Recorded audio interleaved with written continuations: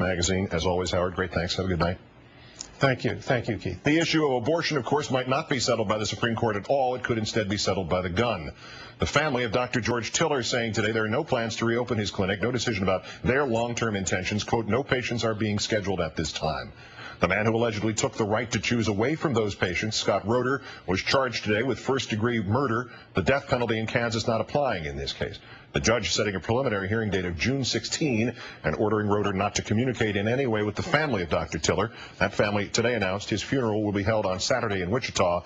It will be open to the public, and it says everything tonight that there are security concerns about the funeral such that our guest, Susan Hill, president of the National Women's Health Foundation, has yet to determine whether she can safely go and say farewell to a friend of 25 years. Our thanks to you for joining us, and our condolences on the loss of your friend.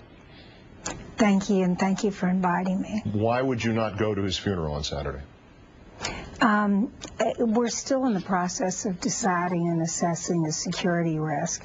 And unfortunately, I've been in this field for 35 years, and I've been to several funerals of doctors who've been killed. And they always were concerned about whether there was going to be any other violence at funerals. And we're trying to decide whether it's safe to be there. In most complicated ethical issues, there are at least the two competing interests. With abortion, you have the interest of a fetus. You also have the interest of the women. Can you give us some sense of Dr. Tiller's commitment to them? Dr. Tiller, I knew him for 25 years, and he was always a protector of women, and that was his utmost responsibility, he believed. I asked him, I spoke to him 2 weeks ago, we were talking about various people that we were worried about outside our clinics.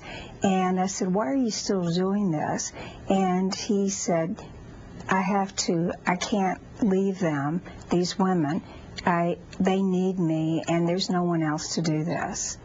He didn't need to work, he had a family he loved, but he was afraid that if he left, there would be no one left to take care of women in dire need. What was his view, as best as you can recollect it, of the moral issues that were related to these specific procedures that were controversial and that he performed? Well, he knew they were controversial, and he believed that it was his job as a gynecologist to take care of the needs of women, and that he believed that they were able to make a decision with ample consent, which they always got from Dr. Tiller, and that he believed that women were smart enough and understood their lives enough to be able to make that decision, and he was there to serve them if so requested. Many men faced with public criticism, with defamation in a public venue of any kind, can't stand the heat, get out of the kitchen, let alone don't put themselves in literally harm's way, never mind figuratively. Why did he not get out of the, why didn't the figurative attacks on him get him out of the way, so to speak? What was there about this man that kept him in that arena despite just the verbal attacks, never mind what ultimately happened? It was the women who came to see him. We, in our clinics, over the years, have referred 11 and 10-year-olds to him who were victims of incest or rape, didn't tell anyone until it was too late. No one else would see them or would help them. He actually flew patients out from our Mississippi clinic or our North Carolina clinic and did the service for free for those types of cases because he believed that young women needed a chance, and a chance at a good life and a normal life. We sent women to him who had terminal cancer and didn't know that they had it until they were 27 or 28 weeks along. And I could give you 100 different examples, but these women, I always say, they weren't walking by the sidewalk and decided they would just walk in and have an abortion. These were women who generally, except for the younger ones, wanted to have a baby. They wanted to have a pregnancy. They had fetal demises, which is a death of the fetus in the uterus. I had a doctor who told me that it didn't matter if she had a fetal demise. It was her job to carry the dead fetus for another 10 or 12 weeks.